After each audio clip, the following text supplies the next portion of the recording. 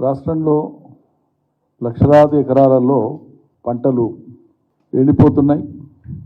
సర్కారు నీళ్ళు ఇయ్యక కరెంట్ ఇయ్యక రైతాంగాన్ని అవస్థలకు గురి చేస్తూ ఉంది. రెండో వైపు అకాల వర్షాలు వడగళ్ల వానతోన ఆదిలాబాద్ కానీ నిజామాబాద్ కానీ కామారెడ్డి కానీ సిద్దిపేట ప్రాంతంలో కానీ కరీంనగర్లో కానీ వేలాది ఎకరాలలో వడగళ్ల వానతో రాళ్ల వానతో పంట నష్టం జరిగింది.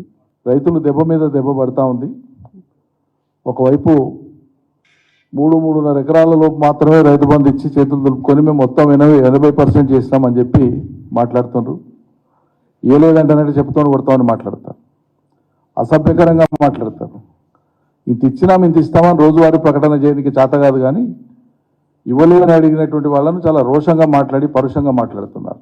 కరెంటు నీళ్ళు అనేకే ఎందుకు చేతనే తెలియదు ప్రభుత్వానికి. గతంలో వరుసగా కరెంటు నీళ్లను మేము ఎట్లా ఇవ్వగలిగినాం కేసీఆర్ ప్రభుత్వంలో 100 రోజుల్లోపే అతలాకుతలం చేసేస్తారు మొత్తం.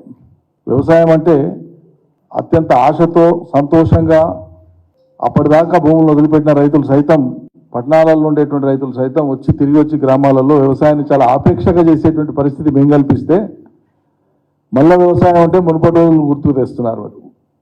దీని బదులు ఇంకేదైనా పని చేసుకొని బతుకుతున్నారు దేవుడా అనేటువంటి ఒక దుస్థితిని కాంగ్రెస్ ప్రభుత్వం కల్పిస్తూ ఉంది. నీళ్లు ఉన్న కాడికి ఉన్న నీళ్లను రిజర్వాయర్లలో ఏ మేరకు ఉంటే ఆ మేరకు ఈ మేరకు ఇస్తామని చెప్పి ముందే ప్రకటించమని చెప్తానంటే ఆనాడు ఎన్నికలైన వెనువెంటనే మేము చెప్పినాం. డిసెంబర్ 1st వీక్లో చెప్పినాం. ఫలితాలు వచ్చి ప్రభుత్వం ఏర్పడిన వెనువెంటనే చెప్పినాం. యాసంగి స్టార్ట్ అవుతుంది, ఎంత మేరకు ఇస్తారు రైతులకు, ఆయా రిజర్వాయర్లలో ఉండేటువంటి నీళ్ళన్నీ చూసుకొని మీరు పద్ధతి ప్రకారంగా మీరు కాషన్ చేసి చెప్పండి అని చెప్పినాం. పట్టించుకోలే. రాజకీయాల మీద విద్వేషంగా గత ప్రభుత్వం మీద ప్రభుత్వ అధినేత మీద మాట్లాడడానికే పరిమితం అయిపోయినారు. ప్రణాళికాబద్ధంగా ఉన్న నీళ్లను హేతుబద్ధంగా ఎట్లా వాడుకుందాం అనేటువంటి దానికి ఒక్కనాడు కూడా సమీక్ష చేయలే ఈ ప్రభుత్వం. ప్రాజెక్టులు ఎత్తి గేట్లు ఎత్తి నీళ్ళు ఇవ్వమంటే అది చేత కాదంట, కానీ రాజకీయ గేట్లు ఎత్తి పార్టీలో అందరూ రావాలని చెప్పి మాట్లాడుతున్నారు. వాళ్ళు ఎత్తంగానే మొత్తం జనం అంతా వచ్చేస్తారని మాట్లాడతారు. రాజకీయాల మీద ఉన్నటువంటి దృష్టి మక్కువ రైతాంగం మీద లేదు. అయిపోయినాయి కదా రాజకీయాలు, ఎన్నికలు అయిపోయి మీ ప్రభుత్వం ఏర్పడే ఈ మళ్ళీ 5 ఏళ్లకు ఈ లోపల చేయాల్సిన పని ఎందుకు ఎన్నికైనరో ఆ పని చేయాలి కదా. మీ ప్రభుత్వం వచ్చేది ప్రజలకు సేవ చేయడానికి.